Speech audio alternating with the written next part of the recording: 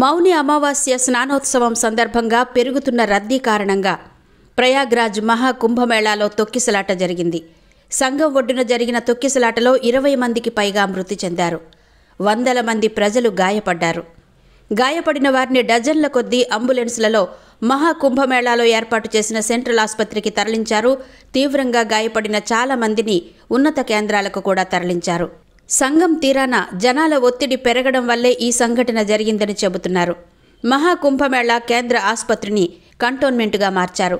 యోగి ఆదిత్యనాథ్కు ప్రధాని మోదీ ఫోన్. తొక్కిసలాట ఘటన నేపథ్యంలో యూపీ ముఖ్యమంత్రి యోగి ఆదిత్యనాథ్కు ప్రధాని మోదీ ఫోన్ చేశారు. గంటల వ్యవధిలో 3 సార్లు సీఎంతో మాట్లాడి తాజా పరిస్థితిని అడిగి తెలుసుకున్నారు. అటు కేంద్ర హోంమంత్రి అమిత్ షా కూడా ఘటనపై ఆరా తీశారు.